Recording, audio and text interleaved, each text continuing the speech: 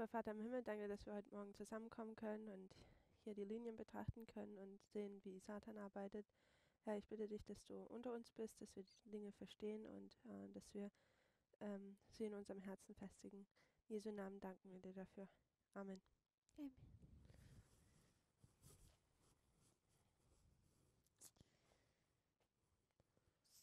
Yesterday we went back to Daniel 11 verse 40. Ayer habíamos hablado nuevamente de Daniel 11:40 And we saw that we could make a second compare and contrast. y nos dimos cuenta de que hay una segunda comparación y contraste que puede ser hecha. The first one that we'd already done was the story of a death. La primera, que es la que ya habíamos hecho, es la historia de la muerte, Sorry, a deadly wound and a death. disculpen, de la herida mortal y luego muerte. And if we speak of a deadly wound and a death, Y cuando hablamos de herida mortal y muerte, we can compare and contrast the king of the north and the king of the south. es cuando podemos comparar al rey del norte con el rey del sur. You find the speaking of the death in Revelation 13:10. Y ustedes van a encontrar la terminología de muerte hablada en Apocalipsis 13:10.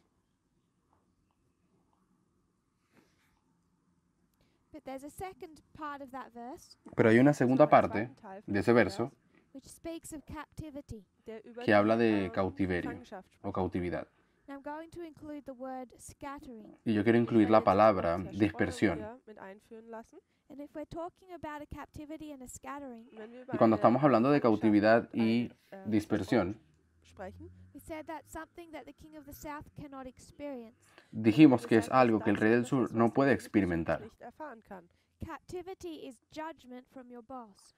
porque cautividad es un juicio enviado por tu maestro o jefe. It's what happens to Israel Es lo que le pasa a Israel o le pasó a Israel when they go into apostasy to God. cuando caen y entran en apostasía en contra de Dios. They go into captivity Ellos van en to a cautiverio separate power por causa de un poder that is separado not part of God's kingdom. que no es parte del reino de Dios. So if the papacy goes into captivity, Por lo tanto, cuando el papado va en cautiverio, we have to compare and contrast to understand why. tenemos que comparar y contrastar para entender por qué. It's punishment Es castigo from their boss, por parte de su jefe and to punish his kingdom, y el castigar a su reino, he sends against them someone who's not in his kingdom. él envía contra ellos un agente que no es parte de su propio reino, King of the south, en este caso el rey del sur, not part of Satan's kingdom, que no es parte del reino de Satanás, not part of the statue. no es parte de la estatua. So to talk about a captivity, Así que para referirnos al cautiverio, we need to compare and contrast the statue and the stone. necesitamos comparar y contrastar la estatua con la piedra o la montaña. We'd say the true king of the north Podríamos decir algo así como el verdadero rey del norte against the counterfeit king of the north. contra el falso rey del norte. We could say it another way, Y podríamos decirlo de otra forma, particularly just relating to our time. particularmente refiriéndonos a nuestro tiempo. Modern Israel El Israel moderno was in captivity for 1260 years. estuvo en cautiverio por 1260 años. Cuando salió del cautiverio In 1798, fue en 1798, under the Millerites. en el tiempo de los mileritas. History of modern Israel. Esta es la historia entonces del Israel moderno. We need to treat it as a parable Necesitamos tratarla como una parábola and overlay it over modern Babylon. y superponerla con la Babilonia moderna. What we do with parable teaching Lo que hacemos con la enseñanza por parábolas take something that we know really well es tomar algo que conocemos muy bien and lay it against something that we don't know much about. y superponerlo con algo de lo cual tenemos mucho desconocimiento. We know a lot about modern Israel. Sabemos mucho acerca del Israel moderno. We Sabemos acerca de 1798, los Milleritas, los 3 mensajes angélicos. Conocemos cuáles son las personas que están envueltas en aquellas historias. Y luego tenemos toda la historia de 1844 hasta 1989. También la conocemos. Y luego llegamos a nuestro tiempo. Así que tenemos algo que conocemos bastante bien. Eso, por lo tanto, podemos alinearlo con algo que no conozcamos tan bien. En este caso, Babilonia moderna. Así que antes de que avancemos un poco más con Babilonia moderna, quiero sí, primeramente, colocar en esta línea la historia del Israel moderno.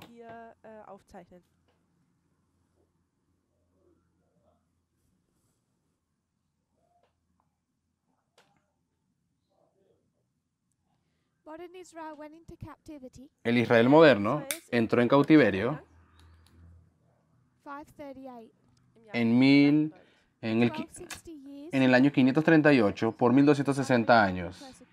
Sufrieron la persecución papal.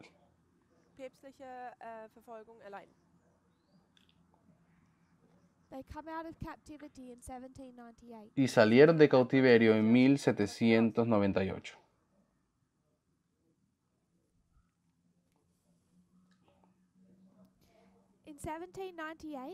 En 1798, el libro de Daniel fue abierto y tenemos muchas citas para probar eso.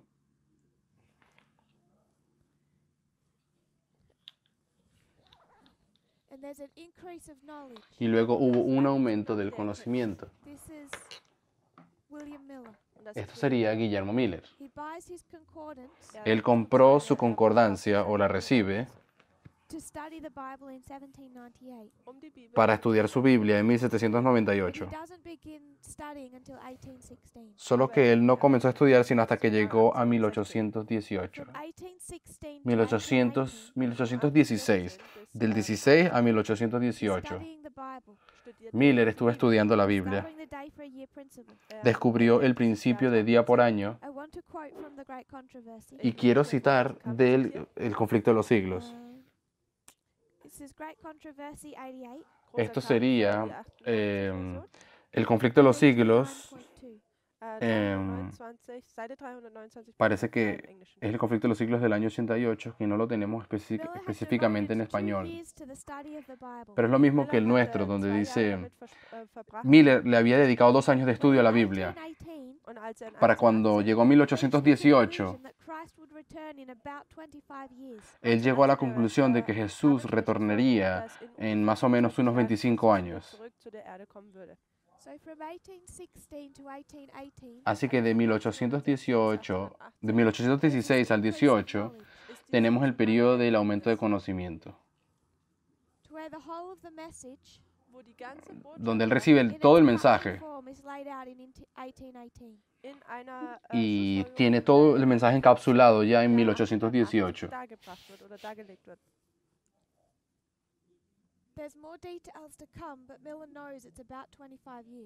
Hay más detalles que van a venir en algún tiempo, pero ya Miller sabe que son 25 años. En 1833 comenzó a enseñar, es decir, fue formalizado.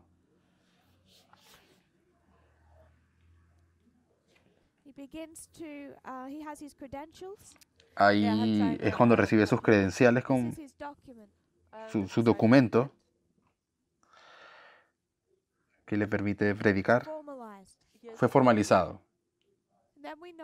Y luego sabemos del 22 de octubre de 1844, donde hubo un chasco. Hubo una decepción por causa de que había un error en el mensaje de ellos. Esta es la historia alfa del Israel moderno, de 1798 a 1844. Una historia de 46 años. Y sabemos que el número 46 es un número relacionado para la construcción de templo. En primer lugar, entonces, son 1260 años de cautiverio o de dispersión. Y luego 46 años de reunión. El 22 de octubre fueron dispersos nuevamente. Hasta 1850.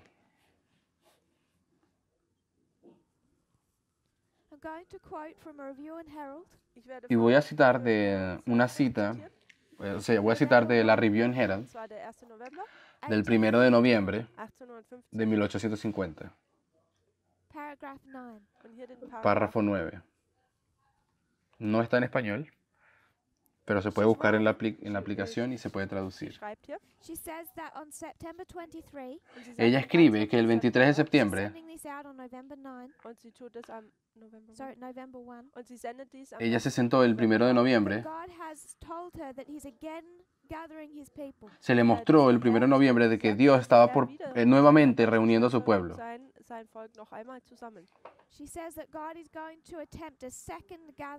Donde ella escribe que Dios iba a intentar por segunda vez reunir a su pueblo.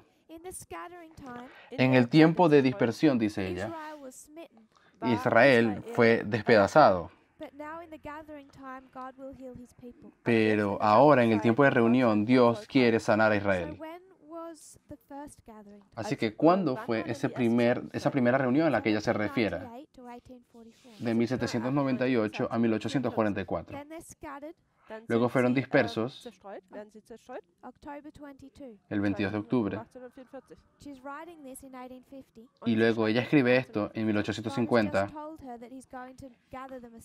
donde Dios le acaba de decir de que los quiere reunir por segunda vez. Esto sería el 1 de noviembre, donde ella escribe esto. Y aquí marcaríamos otra reunión con la G de Gathering. Lo que hicieron ellos en 1850 fue la creación del segundo diagrama. Las mismas verdades que ellos tenían aquí atrás, en la historia de acá, fue todo encapsulado, formulado en un diagrama de 1842, pero luego hicieron otro. Y el diagrama de 1850 era para hacer el mismo esfuerzo de predicar, como lo habían hecho con el primero. Era con el propósito de esparcir el tercer mensaje angélico. Pero hubo un problema. Habían entrado ya en la condición laodicense. Así que este tiempo de reunión los terminó llevando fue a 1863. ¿Y qué sabemos que aconteció en 1863? Un par de cosas pasaron. Hubo un trabajo de organización. Y la mayoría de las veces nosotros hablamos de eso como algo malo. Pero yo voy a sugerirte que es de hecho algo bueno. Se suponía que se organizasen. Pero lo que sí fue algo negativo en este tiempo es que ellos habían recibido un mensaje profético acá en 1818. Y parte de ese mensaje profético eran los 2520. Y en 1863 lo rechazaron.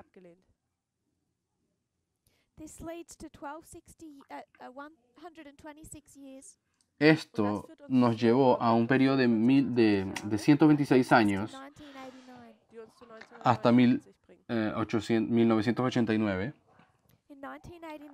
En 1989 comenzó y entramos en otro periodo de reunión. Periodo de dispersión y luego reunión. Estos primeros 46 años son el alfa del Israel moderno. Y nosotros nos encontramos ahora en la historia Omega. El libro de Daniel fue de nuevo abierto.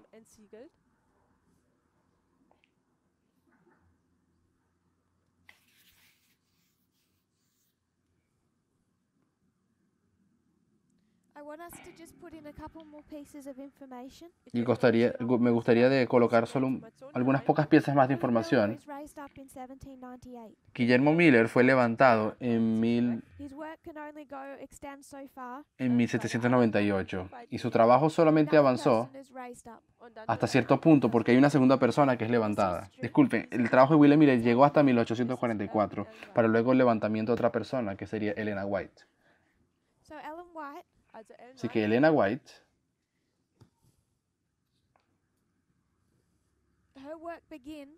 su trabajo comenzó públicamente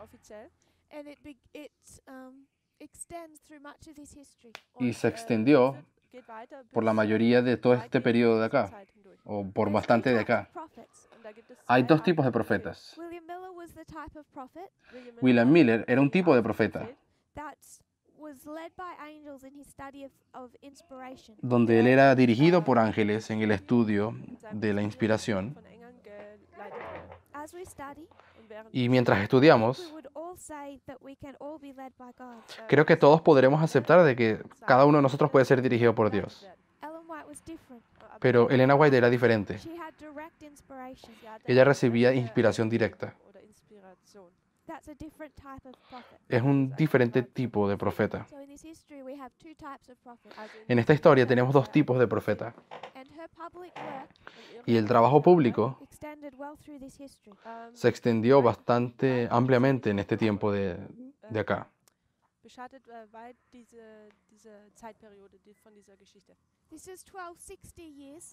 Esto aquí son 1260 años de dispersión. Y aquí son 126. Pero en esa historia, Dios sí tuvo un nuevo intento para inspirar a su pueblo de hacer una obra. En medio de este periodo, Dios tuvo el intento de 1888, el trabajo de Wagner y Jones.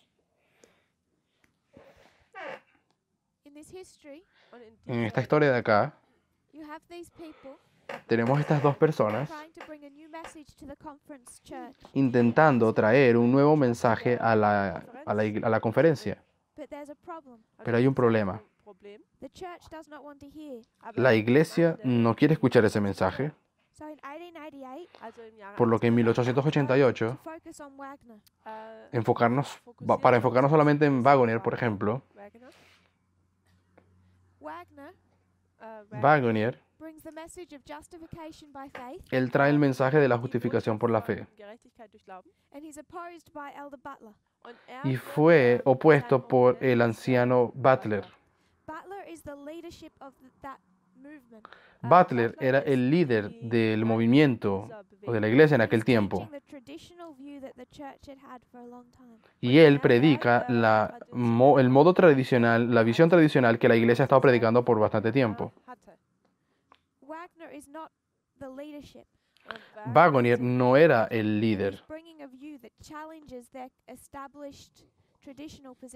Y estaba trayendo Wagner una nueva visión que desafiaba la visión general de la comprensión de las cosas. En 1886, Butler había escrito un panfleto que se titulaba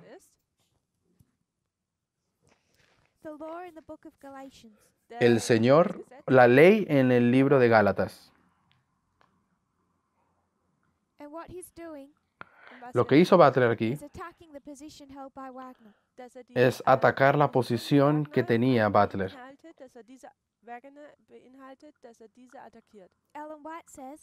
La hermana White dijo, ni Butler ni Wagner tienen la luz entera respecto al asunto, la luz completa. Neither position is perfect. Ninguna de las dos posiciones es perfecta. Beide Positionen sind nicht perfekt.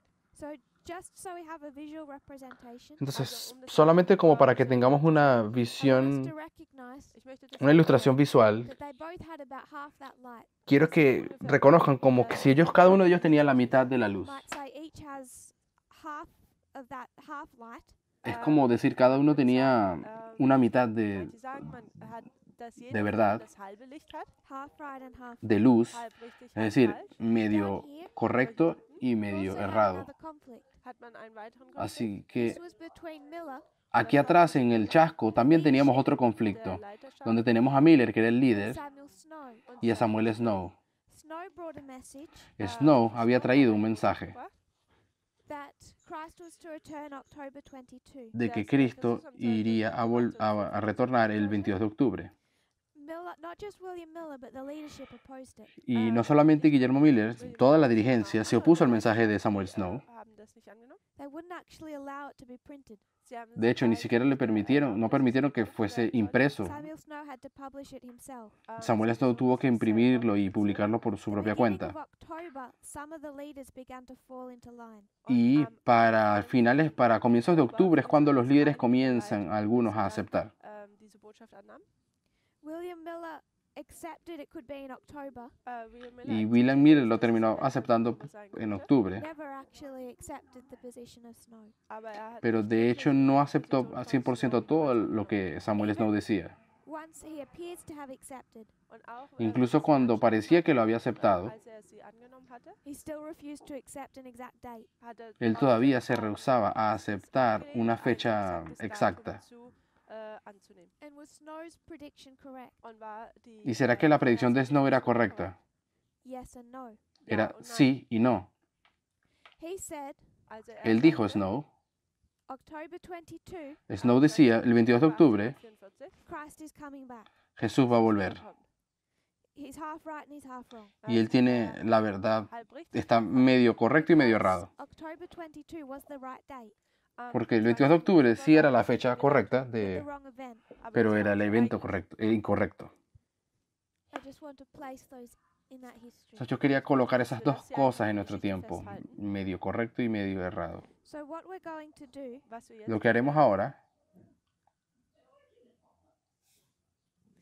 this is the history of modern Israel. das ist die Geschichte esta es la línea o la historia del Israel moderno. das Alpha, Tenemos su alfa, su omega, y en la mitad There's this history of 1850, 1863, 1888. tenemos una historia de 1850, 1863 y 1888. So we should expect also sollten Deberíamos entonces esperar modern Babylon dass das moderne que la Babilonia to moderna, be a counterfeit of modern Israel. que es una falsificación del Israel moderno, von dem modernen Israel ist. Which means we should expect two histories. Also deberíamos das, nosotros también esperar aquí, uns erwarten lässt, en la dass historia es de zwei Babilonia Geschichten moderna, dos historias de Babilonia Already moderna. made the claim und wir Y haben ya habíamos hecho la afirmación bestätigt, that they needed a three-step prophetic testing message de que Babilonia necesita tres mensajes proféticos en tres etapas. that arrived to Necesita un mensaje profético en tres etapas. und diese kam 1917 für sie Y an. que ese mensaje llegó en 1917, Die drei que fueron los tres secretos de Fátima. counterfeit three angels messages. die La falsificación de los tres mensajes angélicos. And I made the claim, und ich habe Y habíamos hecho, yo hice la afirmación, yet prove it. ich habe es y bis de jetzt hecho todavía no lo probé, They go into captivity in 1798. de que ellos cayeron en cautiverio en 1798 They come out in 1899. y que salieron sie, en 1899. 1899, Entschuldigung. The reason that we can mark 1899 La razón por la cual yo puedo marcar 1899 received the three visions of Fatima. Ist wer pues, es porque ¿quién fue la persona que recibió, o quiénes recibieron las tres visiones de Fátima? Lucia. Especialmente Lucía. How did she receive them? ¿Y cómo Lucía recibió esos tres mensajes?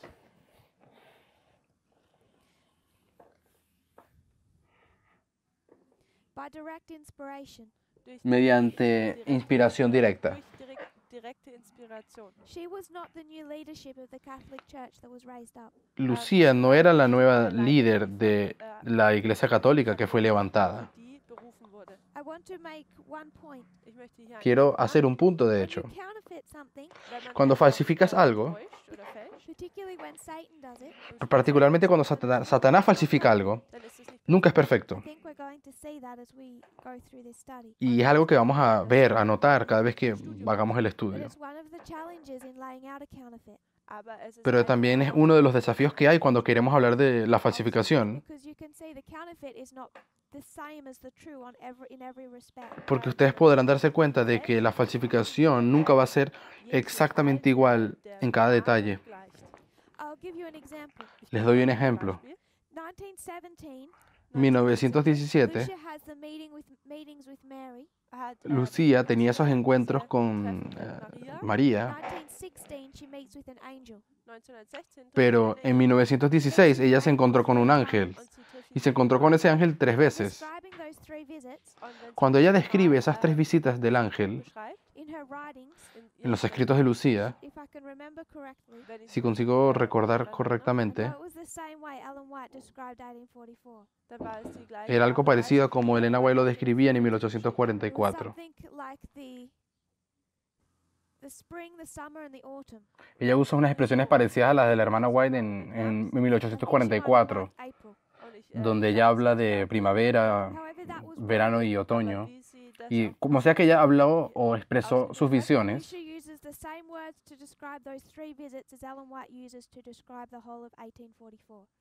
ella usa expresiones idénticas de esas 3 visitas de los 3 ángeles con las palabras que la hermana White usa para describir cómo fueron los eventos de 1844, primavera, verano y otoño. Pero 1916 no es 1844. Es decir, Satanás se ha robado algunas partes o elementos que consiguen ver cómo ellas están tiradas alrededor de la línea, pero no son perfectas. Y voy a mostrarles algunos otros ejemplos de eso. En 1898, ¿quién fue el que fue levantado? ¿Quién es el nuevo líder que fue alzado? Mucho pasó en la historia en las 2 primeras décadas del siglo XX. Y quiero que conozcan un par de personas. Había un cardenal que era muy poderoso, llamado el cardenal Gaspari.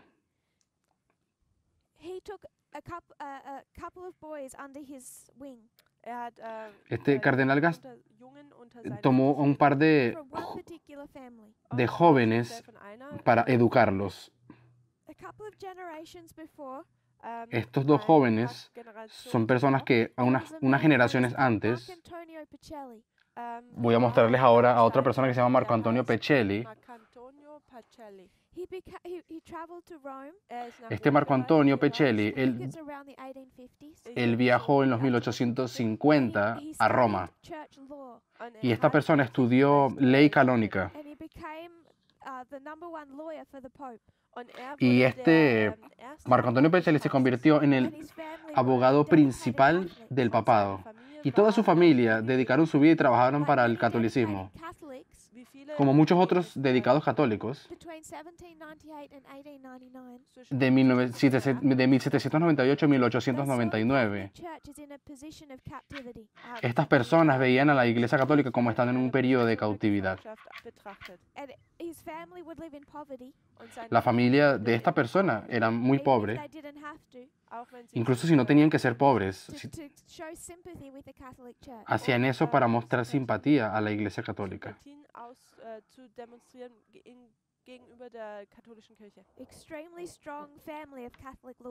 Era una familia muy fuerte de todos abogados católicos. Entonces, 2 de los nietos de esta persona, uno llamado Francesco Pacelli, este Francesco Pacelli estudió bajo los pies de Gasparri. Y lo que Francesco escribió con la ayuda y las enseñanzas de Gasparri fue el Tratado de Letrán. Y este mismo Francesco luego negoció la introducción del Tratado de Letrán con Mussolini.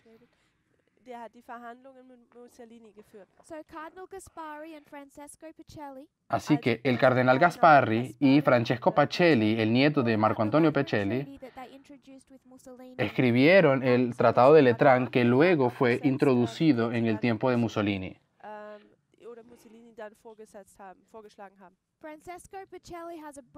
Francesco Pacelli tiene un hermano que es Eugenio Pacelli.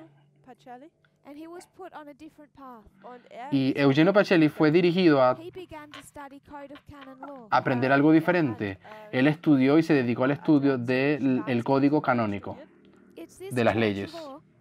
Es la ley eclesiástica. Es una ley eclesiástica que durante el periodo del cardenal Gasparri, él la reescribió toda para la Iglesia Católica en total. Y el código de ley canónica tiene que ver también con la ley eclesiástica y cómo es que la Iglesia tiene que lidiar y interactuar con gobiernos extranjeros.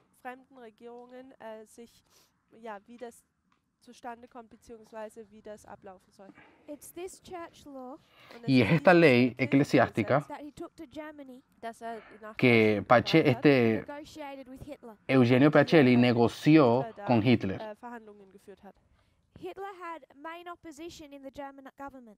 Hitler, en esa época, él tenía mucha oposición dentro del gobierno alemán. Y era el Partido Católico del Centro.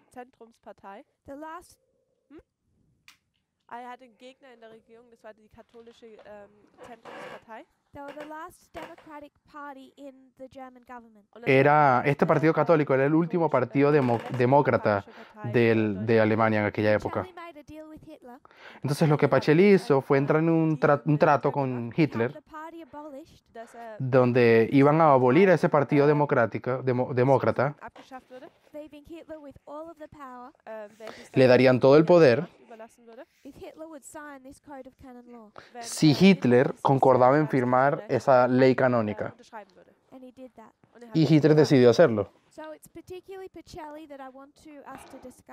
Entonces, yo quiero discutir específicamente acerca de Eugenio Pacelli, o Eugenio, porque este Eugenio Pacelli es el que después se va a convertir en Papa el Pío XII. Por lo tanto, no hay ninguna duda de que él desde bien joven ya estaba siendo preparado para luego algún día llegar a ser el Papa. El 2 de abril de 1899, Pacelli fue ordenado como sacerdote. Y en el otoño de 1899 es cuando él comenzó a estudiar códigos de leyes canónicas. Así que quiero comenzar aquí la historia con Eugenio Pacelli. Él comenzó a estudiar. Él ahí fue cuando conoció a Gasparri. Y Gasparri comenzó a preparar a Pacelli para una posición importante. Estuvieron estudiando y reescribiendo las leyes canónicas. Todo eso comenzó en 1899 y terminó en 1917. Quiero incluir 1916, porque es allí donde Lucía vio el ángel. En 1917, en mayo de 1917, se terminó el Código de la Ley Canónica.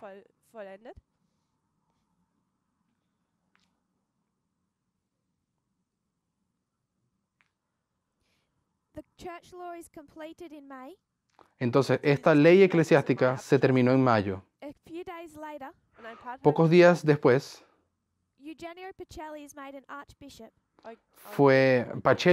Eugenio Pacelli fue hecho arzobispo. Se convirtió en arzobispo. Y le dieron un deber específico. Él iba a ser enviado a Alemania para introducir la ley eclesiástica en la nación católica más difícil de todas, o en la nación donde el catolicismo es más difícil.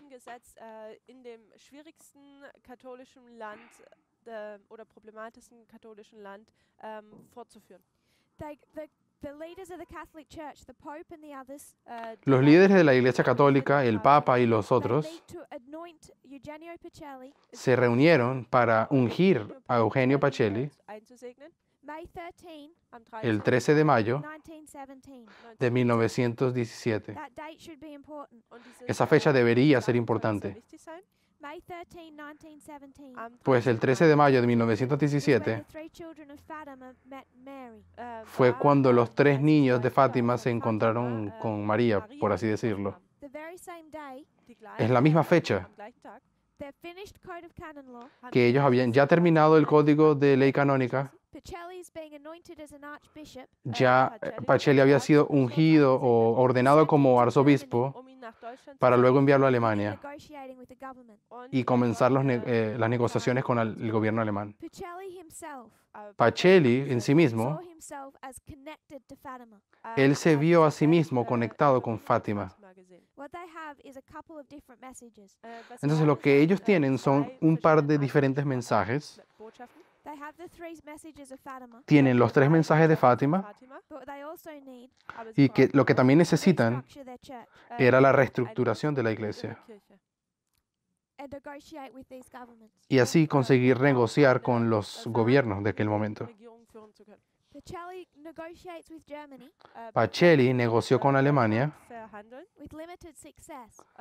con un éxito bastante limitado, porque el gobierno en este momento de Alemania está en un caos. Finalmente, más adelante, consigue a alguien con quien trabajar, y ese fue Hitler. En 1933, Hitler firmó el código de ley canónica de Pacelli, y ahí comenzaron a trabajar con la Alemania nazi. El mensaje fue formalizado. Todo esto, durante esta historia,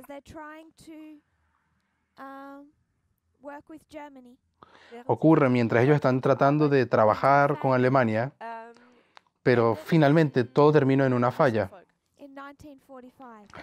en el año 1945.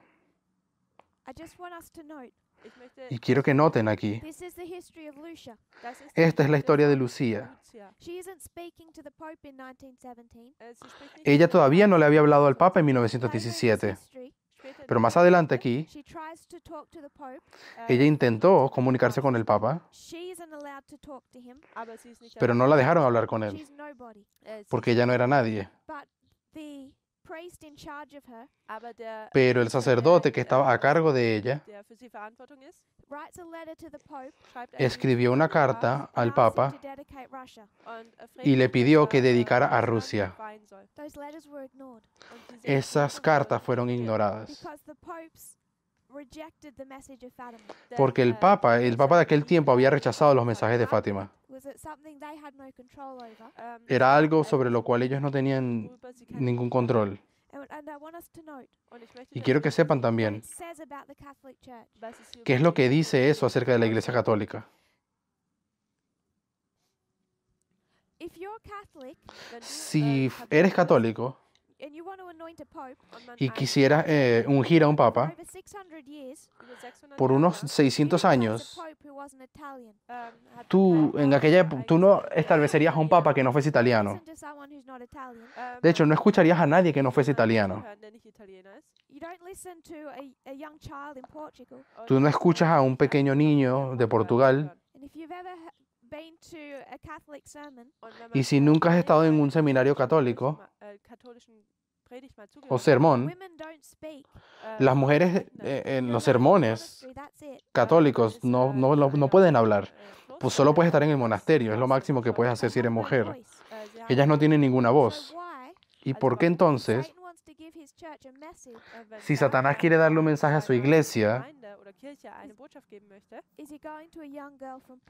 ¿Por qué Satanás escoge a una joven de Portugal? ¿Por qué Satanás no envió a María al Vaticano? Porque él puede.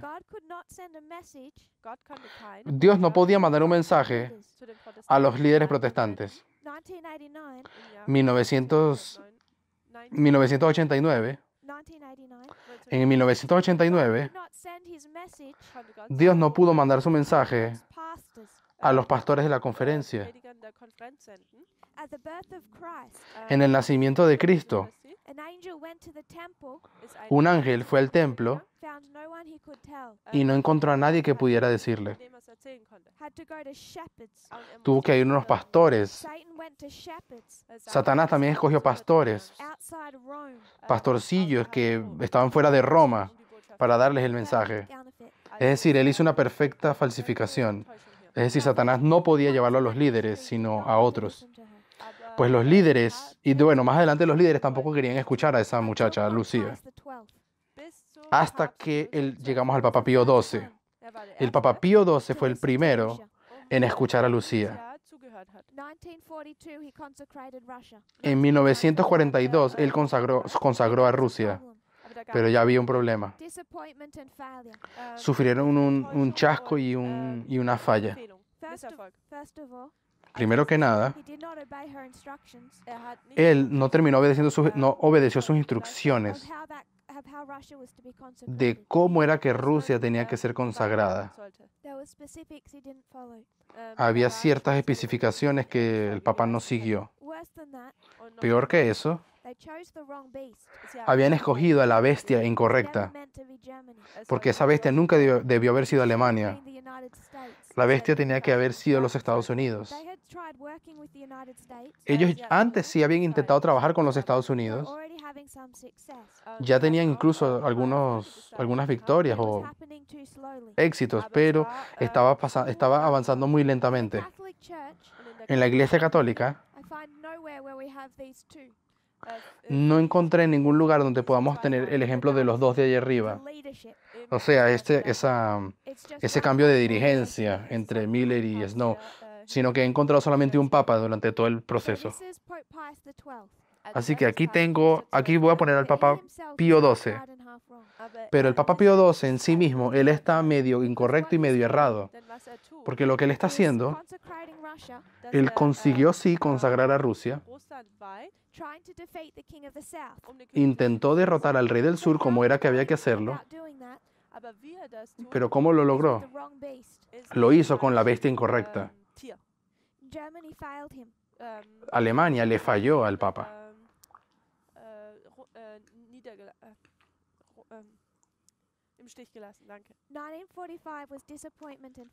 1945 fue un chasco y una falla. Así que ellos pasaron de estar en un tiempo de reunión, que quiero que sepan que fueron 46 años de reunión,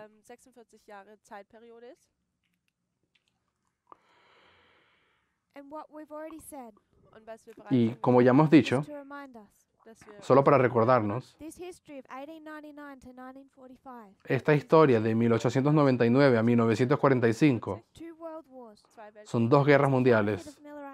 Es una falsificación de la historia millerita, porque es el alfa de la Babilonia moderna. Ellos fueron dispersos. 1945, la cortina de hierro empezó a establecerse en Europa.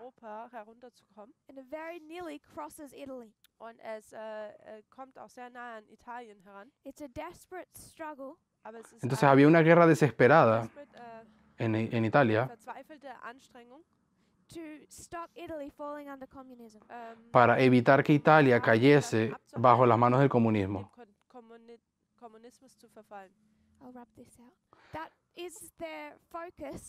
Entonces ese era el foco de ellos. Por los próximos 5 años, ese sería el foco de la obra. La Iglesia Católica establece un jubileo. Cada 25 años tiene un jubileo.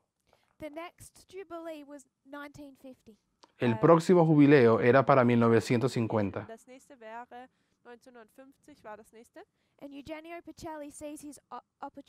Y Eugenio Pecelli vio su oportunidad.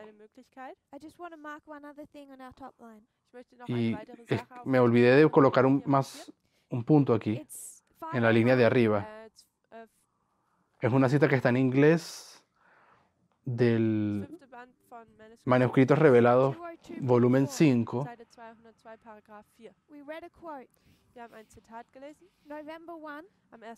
Habíamos leído una cita el 1 de noviembre donde ella dice de que Dios por segunda vez había intentado alcanzar a su pueblo.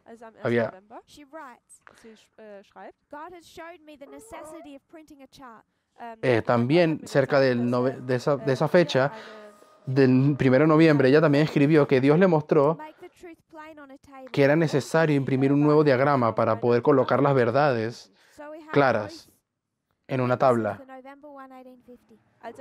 Así que tenemos dos testimonios para el 1 de noviembre de 1850.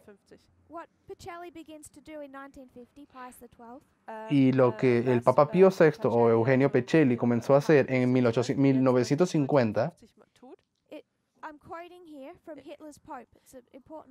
estoy citando ahora de un libro que se llama El Papa de Hitler. Eugenio Pecelli vio que la Iglesia Católica necesitaba un reavivamiento. Y él creía que eso podía acontecer a través de María. Y recuerden que es María todo lo que está detrás del asunto de Fátima. Es María la que tiene esa imagen de la que está en contra del comunismo. Habíamos hablado de la infalibilidad papal. Solo una vez en la historia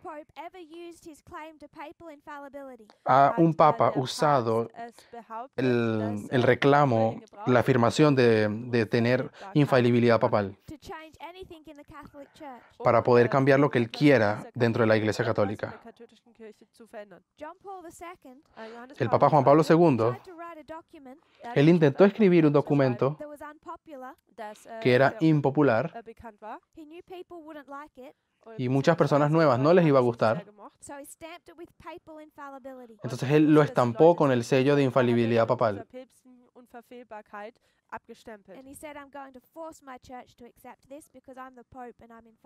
Y él dijo, voy a forzar a mi iglesia a que haga lo que yo quiero porque yo soy el Papa y yo soy infalible. Y los cardenales le dijeron, no lo vas a hacer. No te vamos a dejar que hagas eso, le dijeron al Papa Juan Pablo II. Y entonces él tuvo que remover ese reclamo que él quería hacer con infalibilidad papal. No es tan fácil la infalibilidad papal como alguna vez podemos pensar. Solamente una vez en la historia fue hecho y lo hizo el Papa Pío XII. Y en el año 1950, cuando creó el dogma de la Asunción, él creó el dogma de la Asunción mediante un decreto de doctrina oficial católica, mediante el decreto de infalibilidad papal. Y él se levantó en la plaza de San Pedro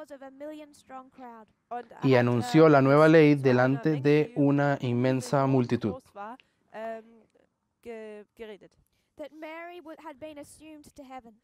De que María había sido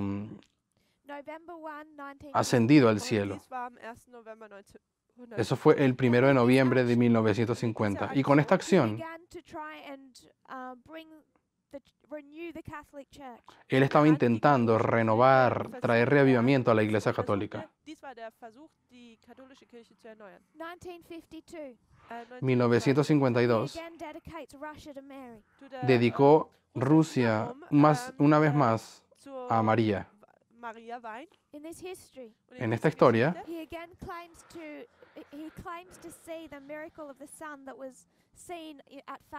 él había dicho que había visto el milagro del sol, el mismo milagro que fue hecho para los niños en Fátima. Y creo que fue en 1954, cuando lo hizo de ese año un año santo,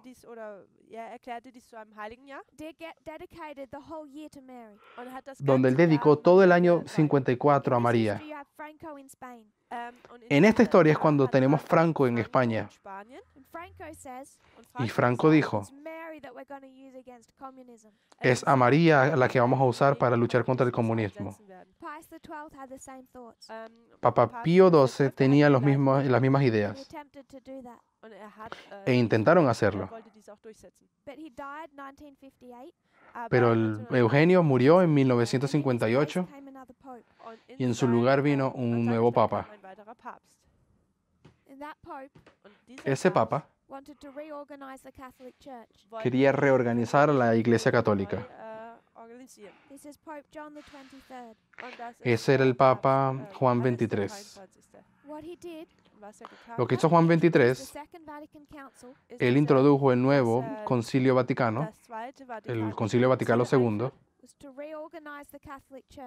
una tentativa para reorganizar la Iglesia Católica.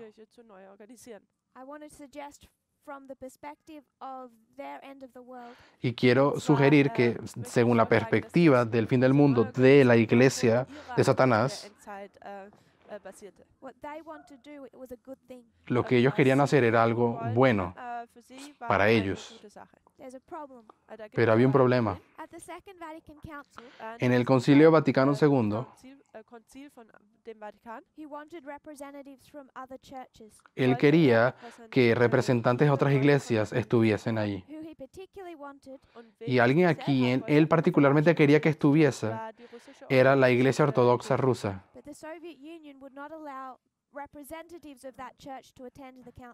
Pero la Unión Soviética no permitió que representantes de la Iglesia Ortodoxa de Rusia fuesen para allá.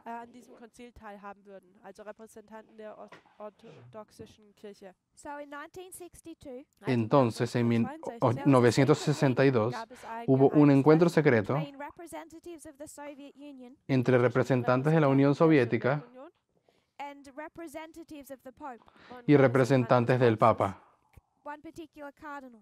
un cardenal en particular. Se habían encontrado en Francia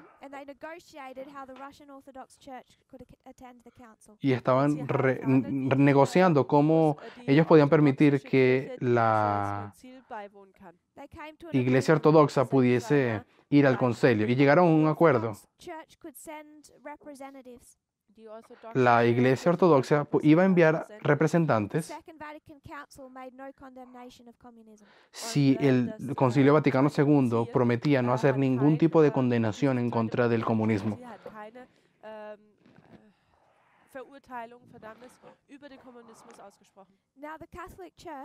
Ahora, el Papa, o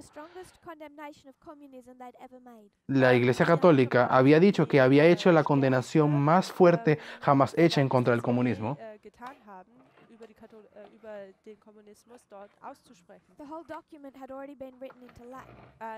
Ya el documento entero había sido traducido, escrito completamente en latín.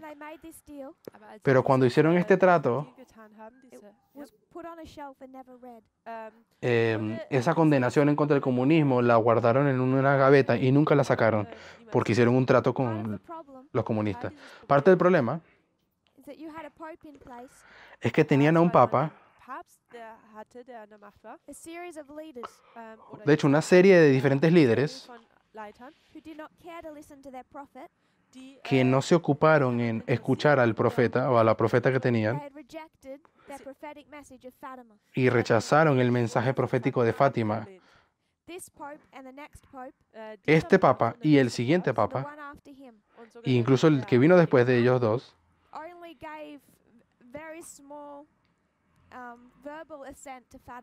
le dieron muy poca afirmación o hablaron positivamente de Fátima, muy poco. Así que de 1962 tenemos el Concilio Vaticano II. Reorganizaron la iglesia, pero rechazaron el mensaje de Fátima al hacer una alianza con el comunismo.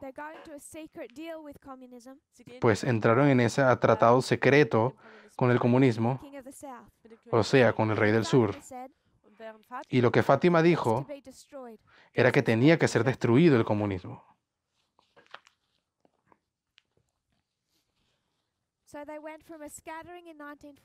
Así que pasaron de entrar en una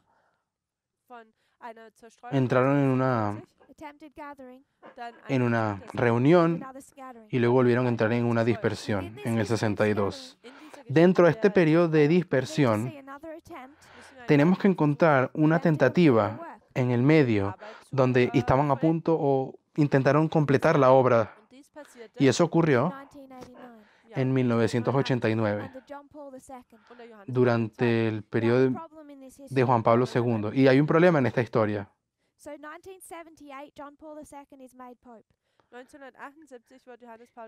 En 1976, Juan Pablo II se hizo papa. En 1981, el 13 de mayo, que es la fecha de Fátima, él sufrió un atentado de muerte.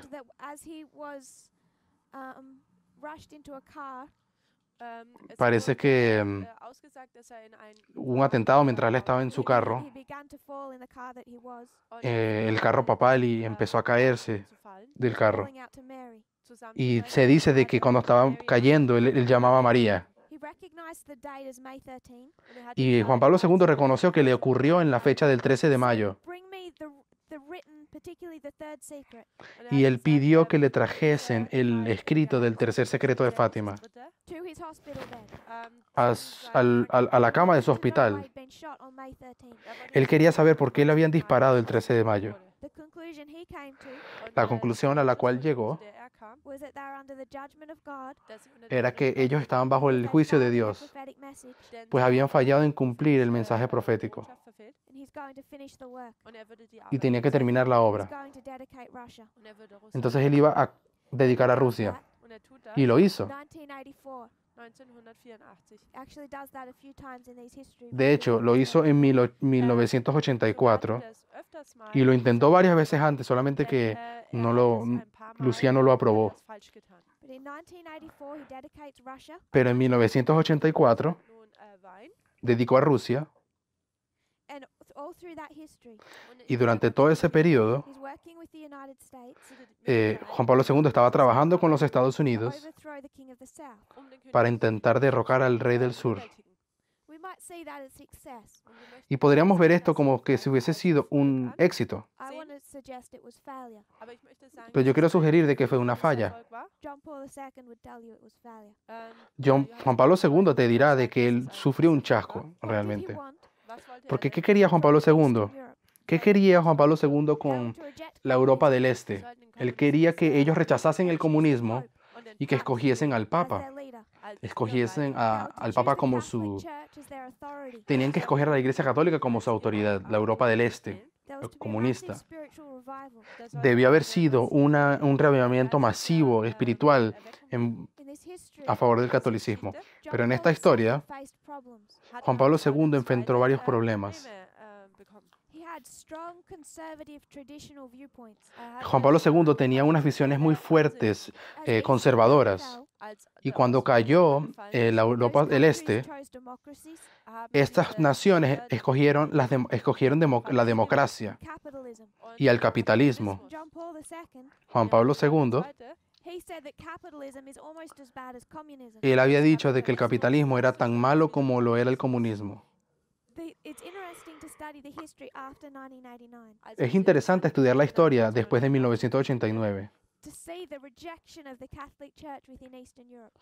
para ver el rechazo que sufrió la Iglesia Católica en la Europa del Este. Y de allí en adelante se le conoce a Juan Pablo II como el Papa molesto. porque ellos no quisieron seguir la visión tradicional y conservadora que él tenía.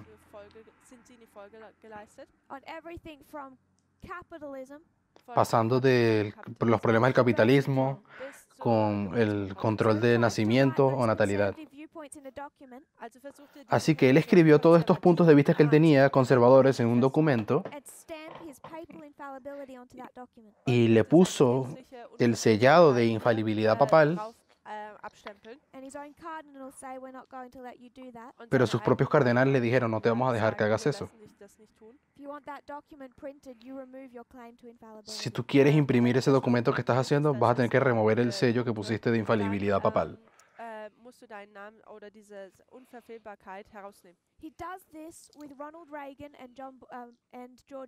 Todo este proceso se llevó a cabo con la presidencia de Ronald Reagan y George Bush. En 1990 hubo un conflicto con Irak y Estados Unidos. Juan Pablo II le dijo, bueno, como Estados Unidos y yo somos aliados, trabajamos juntos. El Papa le dijo a Bush lo que debería hacer. Y George Bush le dijo, bueno, está bien, pero realmente ya no me importa lo que tú digas. Y finalmente George Bush invadió Irak, como Juan Pablo II le dijo que no lo hiciera.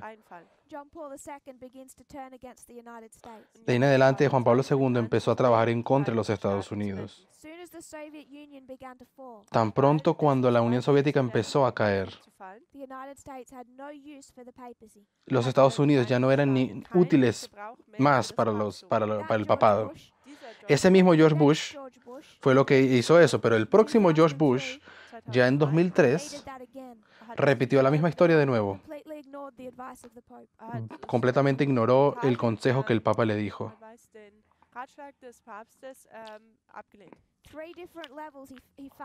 En 3 diferentes niveles, el Papa falló.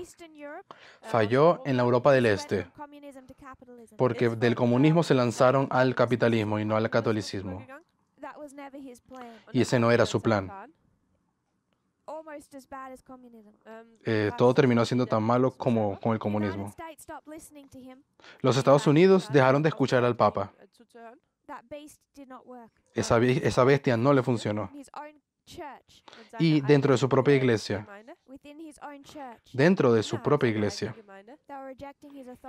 rechazaban la autoridad que tenía. Pues había otro grupo dentro de esa iglesia que durante esta historia se opusieron al Papa Juan Pablo II de manera bastante fuerte.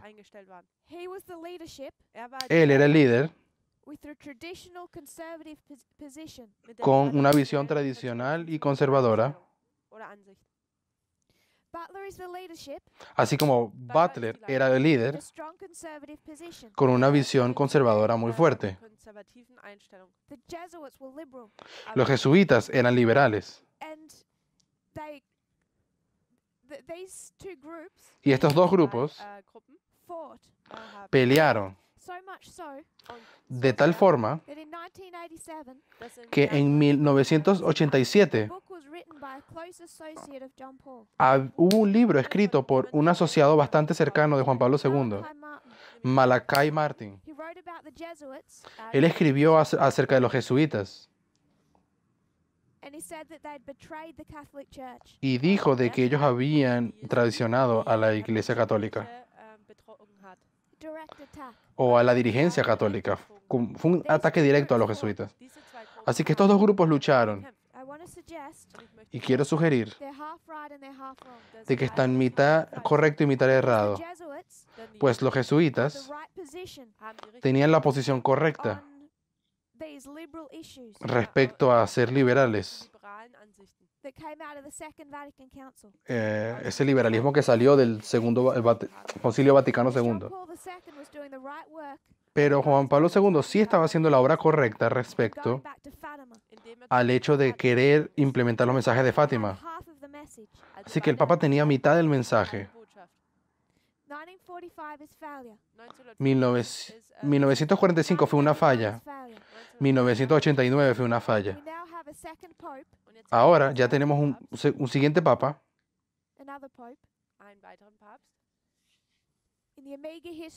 en la historia Omega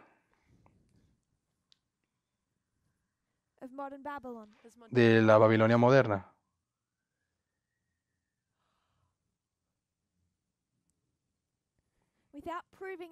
Y sin probarlo ahora, voy a marcar esto como siendo el 2001. El Papa Francisco se hizo cardenal en 2001. Ahí se encontró con el grupo de San Galen y comenzaron los planes para tomar la dirigencia católica. Nosotros ya nos encontramos en la historia Omega de la Babilonia moderna. La Iglesia Católica hoy se encuentra en un estado de guerra civil. Eso no debería sorprendernos, porque así también está el adventismo hoy. Primero la Iglesia y después el mundo. Así que quiero que vean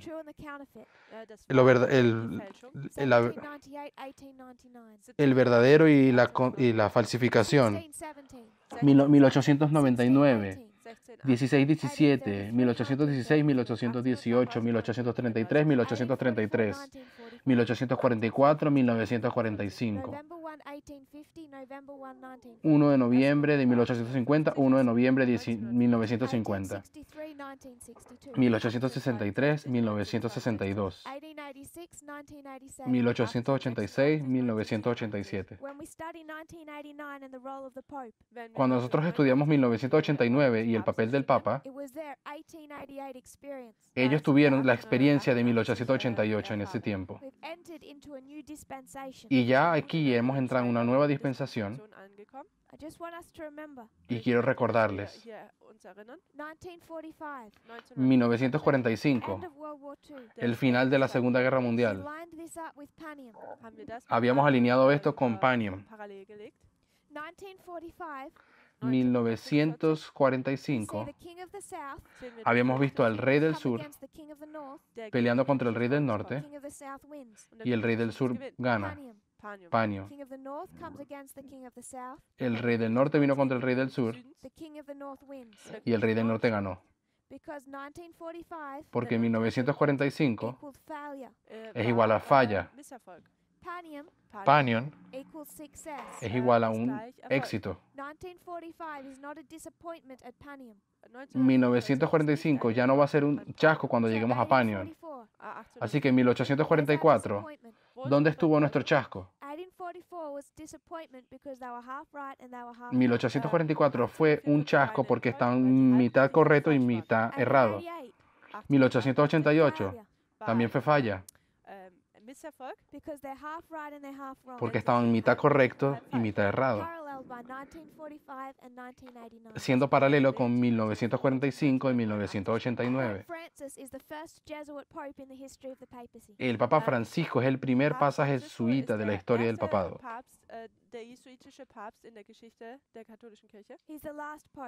De hecho, él es el último papa. Él es el único papa que no escogió colocar un número después de su nombre. Él no necesita ser el Papa Francisco I, porque no existe Papa Francisco II.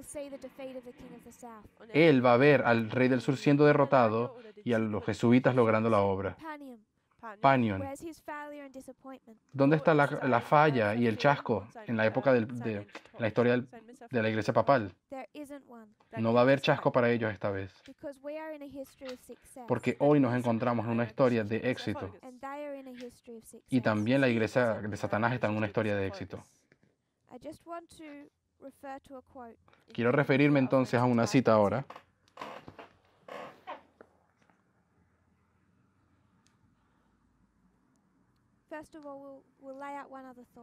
Y primero quiero hablar más una cosa. Quiero borrar algunas de las cosas que tengo aquí. Este es el Israel moderno. ¿Qué podríamos decir del Israel antiguo? Si tuviésemos que diseñar aquí la historia del Israel antiguo, podríamos colocar la historia del cautiverio. Primero que nada, tenemos Moisés. Él está en cautiverio en Egipto. Esa es la historia alfa. Y luego, por acá, tenemos la historia de Cristo. Ellos están en cautiverio dentro de Roma. Esa es la historia omega de ellos. En el medio, tenemos el cautiverio en Babilonia. Y lo que aquí tienes es la historia milerita, Egipto, 1844. Luego tenemos una segunda historia, 1888. Luego tenemos la tercera historia, la nuestra. 3 cautiverios, 2 llamados a salir del cautiverio. El primero terminó en falla. El segundo terminó en falla. Hemos mostrado ya de que las historias alfa son historias de falla. Pero no tienes una historia, no solo una falla, tenemos 2 fallas. Hay 2 fallas y luego un éxito. Y si te encuentras de este lado, y no eres solamente el líder de la iglesia de los judíos, tú puedes ser un discípulo fiel. ¿Y qué estás haciendo? Los discípulos, ellos estaban usando métodos bastante correctos. Ellos decían, tenemos 2 testigos de cómo es salir de cautiverio. Tenemos la historia de Egipto y la de Babilonia, de liberación del cautiverio. Así que lo que hicieron, tomaron la historia de Egipto y la de Babilonia y la colocaron encima de la historia de Roma. Y cuando lo hicieron, cometieron un error grave, porque los discípulos tomaron 2 testigos y no reconocieron de que Egipto fue una falla y que Babilonia fue una falla. Así que los discípulos esperaron ser liberados, esperaron una liberación que no fue como la que ellos querían. Ellos esperaban que la historia de Cristo no iba a ser como la liberación de Egipto o la de Babilonia. Y fueron así chasqueados. Pero aquellos que fueron chasqueados en la historia de Jesús no fueron chasqueados porque había un error en el mensaje de la historia omega. Fueron chasqueados porque no escucharon al mensaje que claramente se les dio. El conflicto de los siglos, 549 paragraf 1 im Englischen. 594 paragraf 1 im Englischen. Antes de la cruz, el Salvador le dijo a los discípulos qué era lo que estaba a punto de pasar. Claramente les dijo, pero los discípulos estaban buscando liberación temporal de Roma. Conflicto de los siglos 580.2. ¿Por qué los discípulos estaban buscando ser liberados de Roma? Porque habían visto una liberación del poder temporal de Egipto, luego con Babilonia, y era lo único que conseguían ver. Así que ellos básicamente nublaron la visión de la Biblia en su propia mente. Y cuando llegó la prueba, fallaron. Y vino como si fuese una gran sorpresa, como si Jesús nunca les hubiese contado nada. Del mismo modo, las profecías del futuro están abiertas para nosotras, con la misma claridad con que Cristo predijo su propia muerte a los discípulos.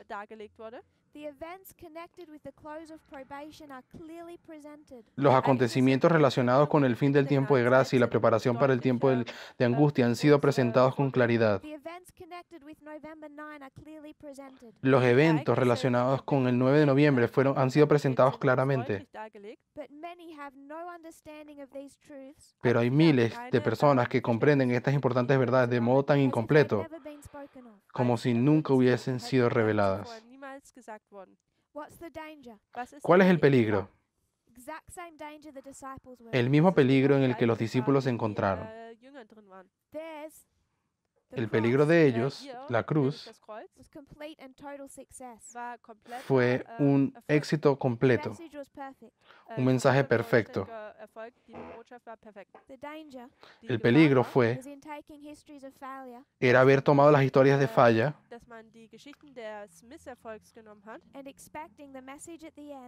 y esperar que el mensaje de la historia final fuese también medio correcto y medio errado.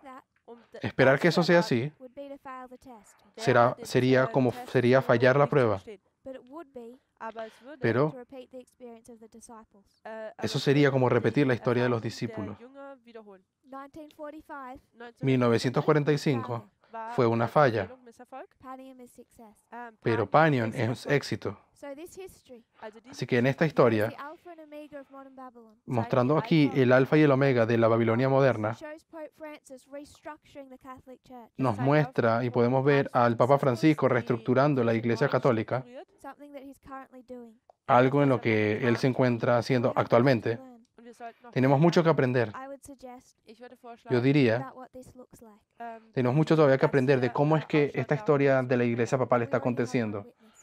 Pero por lo menos ya tenemos algún testigo. Si se arrodillan conmigo, vamos a orar. Querido Padre Celestial, te agradecemos por las bendiciones, Señor. Te agradecemos que tú nos guías y nos bendices y de que no nos enseñas forzando que observemos. Nos enseñas, sino que nos enseñas mediante un mensaje perfecto. Nos abres tus profecías. Te pido que podamos saber quién eres, Señor. Que podamos tener la capacidad de ver las diferencias entre cómo has trabajado tú con tu pueblo y cómo Satanás trabaja. Que podamos ver el pecado tal como es. Que podamos amarte más. Que podamos amar más las almas por las cuales has muerto. Que podamos hacer esta obra. Lo pido en el nombre de Jesús. Amén.